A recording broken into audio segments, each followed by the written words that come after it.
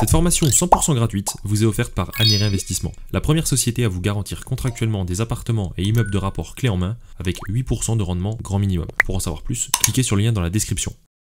Bonjour à tous et bienvenue dans la deuxième partie de cette formation où nous allons attaquer la partie pratico-pratique de l'investissement immobilier à haut rendement. Aujourd'hui, on va attaquer par la base et vous allez aussi pouvoir chez vous, reproduire les calculs que je vais faire dans cette vidéo pour les appliquer à votre profil, à votre situation et à vos revenus. Comme ça, vous saurez exactement quel budget vous pouvez emprunter et ne pas du coup surinvestir et finalement vous voir refuser toute votre demande de financement. Si vous avez de l'argent que vous souhaitez placer, alors vous pouvez sauter cette vidéo puisque du coup vous n'allez peut-être pas faire de crédit, sauf si bien sûr vous souhaitez utiliser votre argent comme un apport assez conséquent pour pouvoir faire un plus gros crédit et pouvoir emprunter encore plus. Ça va dépendre de vos objectifs et de vos projets. Vous avez compris, l'idée aujourd'hui c'est de savoir combien vous allez pouvoir emprunter et rassurez-vous, si vous avez peu de revenus ou que vous êtes jeune par exemple et que du coup ça fait pas très longtemps que vous êtes dans la vie active, je vous donnerai donc une astuce au milieu de cette vidéo qui va vous permettre malgré tout de pouvoir investir quand même une somme assez conséquente. C'est une petite astuce, une petite technique. Et puis je vais aussi vous donner à la fin de cette vidéo une astuce qui permet pour nos clients les plus modestes ou alors pour vous tout simplement directement si jamais vous êtes avec des revenus modestes de pouvoir investir plusieurs centaines de milliers d'euros d'immobilier d'un coup. Donc restez bien jusqu'à la fin de la vidéo parce que c'est une technique qui peut vraiment littéralement au final au global changer votre vie. Et je pèse mes mots.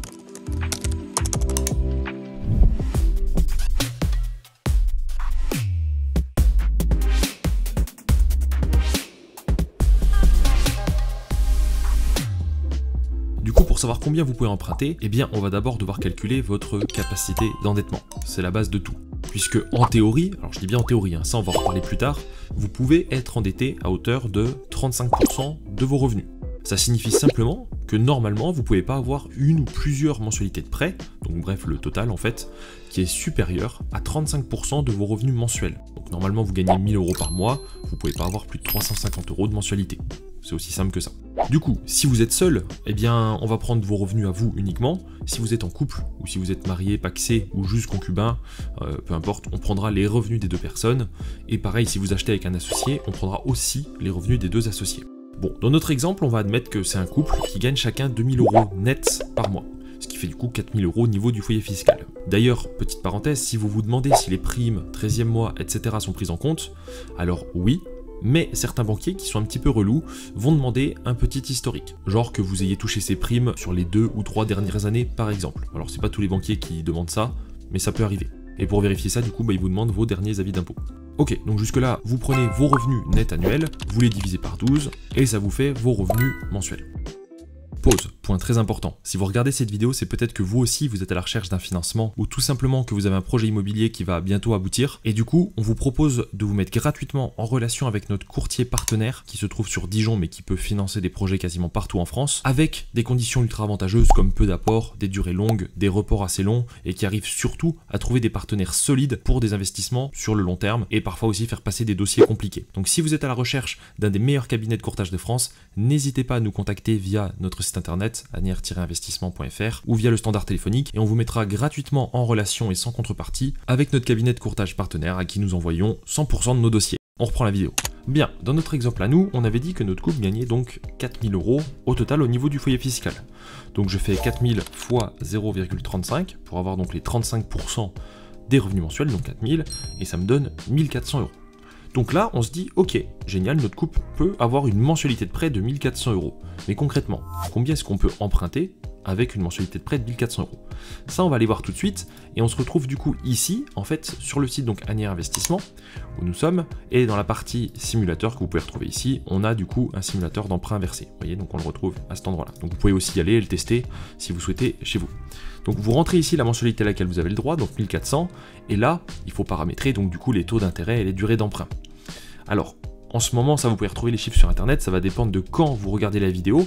Au moment où je tourne cette vidéo, on est globalement à peu près à, allez, 3,95 on va dire, pour être gentil, sur 20 ans.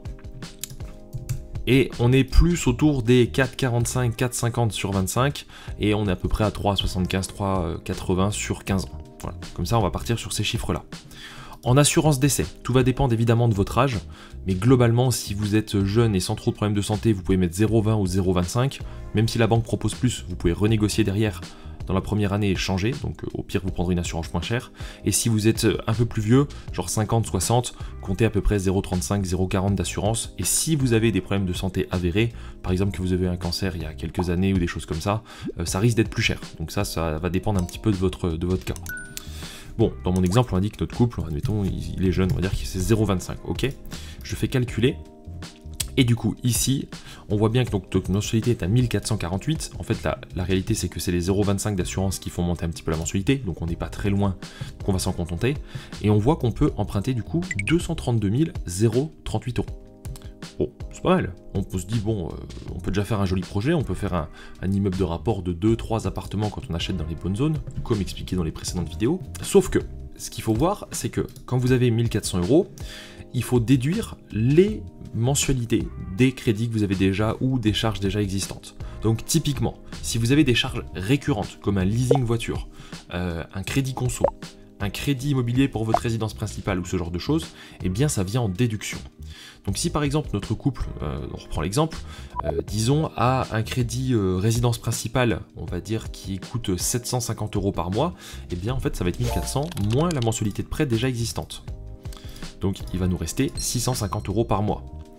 Et du coup, si on regarde ici et qu'on remet 650, eh bien en fait la capacité d'emprunt tombe à 107 000. Bon, là du coup on n'est plus sur un immeuble, on va être peut-être sur un lot de 2 appartements en copropriété. Ok.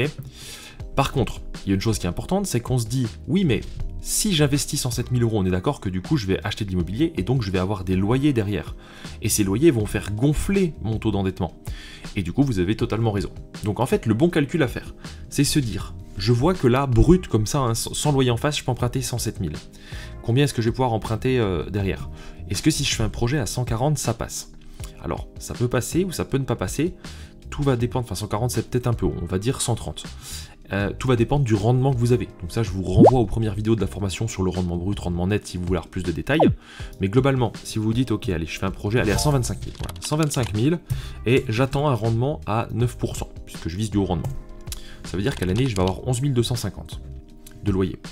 Sauf que les banques ne retiennent pas 100% des loyers, elles se couvrent en disant, oui, mais il y aura peut-être des mois dans l'année où vous n'allez pas louer. Donc en fait, on va plutôt prendre 70% de ce montant, pour les banques qui sont les plus frileuses et les plus peureuses, et sinon c'est plutôt 80-85 pour les banques, on va dire, qui sont standards. Parce que si vous avez 30% de vide à l'année dans votre investissement, c'est que vous avez vraiment mal investi, et qu'il faut se poser des questions. Bon, nous on est pessimiste dans nos simulations, donc on va se dire, ok, je prends 70% de ce montant. Ça fait 7875. Et donc en fait, là vous allez refaire votre calcul de tout à l'heure, rajouter ces revenus à vos revenus du travail, et refaire le calcul à 0,35%. Donc en gros, si tout à l'heure on savait, alors du coup on avait dit que c'était combien, 7875, je le divise par 12 hein, pour avoir du coup au mensuel, voilà. Donc ce coup-ci on va dire, bah, j'ai mes 4000 € de revenus au niveau de mon fiscal, plus mes hypothétiques 656 une fois que j'aurai investi, d'accord? Donc je vais prendre 4656. Là je fais x 0,35 pour du coup recalculer mon endettement avec ces nouveaux revenus qui auront déjà été minorés, et ce coup-ci j'ai le droit à 1629 de mensualité. Ok, donc j'enlève toujours mes 750 de ma résidence principale, et ce coup-ci on voit que j'ai le droit à 879. Est-ce que là, si je mets 879, ou je vais mettre même 850 pour, vous savez que l'assurance tombait à peu près là, je peux... Ouais voilà, c'est bon, je peux du coup emprunter 140 000. Donc mon projet tout à l'heure qui était du coup à 125 ou 130, ça passe. Et si on pousse le vice un peu plus loin, on va se dire, ok, mais si en fait j'emprunte, du coup, admettons, je vise 145, et que j'ai toujours 9% de rendement, ça veut dire que je vais avoir 13 050, on va reprendre 70%, on va le diviser par 12, donc 761, plus l'ajouter à mes 4000. Donc ça, c'est bien mes nouveaux revenus si j'emprunte 145 fois 0,35, 1666, moins ma mensualité de prêt principale, 916. Est-ce que du coup, ici, si je fais en sorte d'arriver à peu près à 916, vous voyez, on doit pas en être loin là, ouais, on est à 905, eh bien je peux emprunter 145 000. Donc vous voyez, en fait, il faut y aller un peu crescendo comme ça, c'est-à-dire se dire, bah, j'estime que je vais pouvoir faire ça, faire vos calculs avec votre 35% d'endettement, etc. Et puis bah, on voit que finalement, en restant dans les 35%, 145 000, ça passe sur 20 ans. Maintenant, qu'est-ce qui se passe si je mets sur 25? Puisque du coup, je vais allonger ma mensualité de prêt, mais ça va aussi faire monter mes taux d'intérêt. Ils vont peut-être plutôt être à 4,40 en ce moment. Du coup, si je garde cette même mensualité donc de 905 € sur 25 ans, voyez, j'ai le droit à 160 000 d'emprunt du coup. Rebelote, hein, je pense que vous avez compris. Du coup, si j'emprunte, enfin si je vise 160 000, ça veut dire que je peux peut-être faire 165, donc 165 000 fois 0,09 de rendement. On enlève 30% pour les loyers, donc ça, divisé par 12, qui viennent s'ajouter à nos 4000 de revenus, 0,35 pour aller dans l'endettement, moins ma mensualité de prêt. Voilà, j'arrive à 953. Du coup, 953, vous voyez, si ici je vise une mensualité, donc 925, on doit pas en être loin, ouais, on est à 960, finalement je peux faire 170 000, donc voilà, là on a la réponse. Retenez que vous pouvez faire environ 145 000 sur 20 ans, et environ 170 sur 25. Du coup, on peut se poser légitimement la question, est-ce qu'aujourd'hui ça vaut le coup, non pas de faire 145 000 d'investissement, mais 170, à condition d'emprunter sur 25 et aussi trouver une banque qui finance sur 25, ça se fait, il y en a pas mal qui le font, mais c'est un peu plus contraignant qu'avant, donc souvent c'est plutôt sur 20, en se disant bah ok, finalement je peux investir 25 000 de plus, mais par contre je prends quasiment 0,5 en taux d'intérêt en plus, ce qui fait que je vais rembourser sur plus longtemps, rembourser moins de capital et tout ça. Si vous voulez mon avis, aujourd'hui la réponse est non, il vaut mieux faire des projets sur 20 ans, essayer de choper le taux le plus bas, que de faire sur 25, gratter 10, 15, 20 000 d'investissement pour finalement rembourser plus d'intérêts, etc. Donc nous dans notre simulation, on va rester sur 20. En plus, voilà, c'est plus facile d'emprunter sur 20 que sur 25, même si c'est possible d'emprunter sur 25. Donc là, je vais pouvoir, donc du coup, on avait dit tout à l'heure, emprunter donc pour à peu près 147 000, il faut juste que je baisse le taux d'intérêt du coup, pour avoir le calcul juste, voilà, 153. Ok, donc là on sait que notre couple dans notre exemple peut se permettre de faire un projet à 150 000. Maintenant, il va être question de trouver un projet qui est à haut rendement dans les 150 000 euros. C'est aussi simple que ça. Évidemment, si vous êtes locataire et que du coup vous avez votre loyer mensuel à payer tous les mois, eh bien ça va être pris comme une charge, comme si c'était déjà un crédit. Du coup, par exemple, si vous avez 1400 euros de capacité d'emprunt mensuel, il faudra retirer votre crédit pour avoir votre capacité du coup d'endettement réel. Si jamais vous êtes hébergé à titre gratuit, par exemple que vous vivez encore chez vos parents ou alors que vous vivez chez votre copain, copine, mais que vous n'êtes pas marié, mais simplement vous ne payez pas de loyer, les banques vont dans la majorité des cas prendre un loyer fictif de substitution. Du genre, si jamais vous vous séparez, vous allez devoir avoir des charges puisque vous allez devoir vous reloger et donc du coup vous allez prendre un loyer. Donc la moyenne, même si c'est pas forcément vrai tout le temps, les banques vont prendre en général 400, 500 ou 600, ça va dépendre de la région où vous vivez, de loyer fictif par mois pour calculer votre capacité d'emprunt. C'est à peu près ce que je voulais vous dire sur les situations un peu particulières, bien qu'il n'y ait rien de très particulier dans ce que je viens d'annoncer. Donc si jamais aujourd'hui vous n'êtes pas propriétaire de votre résidence principale et que vous souhaitez investir dans l'immobilier, donc pas trop loin de chez vous, la première astuce, elle consiste, pour vous permettre d'acheter un maximum, c'est de dire voilà, le projet locatif que je suis en train de réaliser, en fait, ça va être ma résidence principale. Puisque du coup, si vous faites ça, les banques vont dire oui, mais le loyer que vous aviez aujourd'hui, il n'y en aura plus. Et du coup, votre loyer, vous voyez, va se convertir en mensualité de prêt. Et du coup, vous pouvez emprunter plus. Par exemple, si vous avez un petit salaire du style, vous gagnez, je sais pas moi, 1500 euros par mois, normalement, vous pouvez difficilement avoir une mensualité supérieure à 500, 550 euros par mois. Et avec ça, vous voyez, vous pouvez pas emprunter grand chose, vous pouvez emprunter un peu moins de 100 000 aujourd'hui.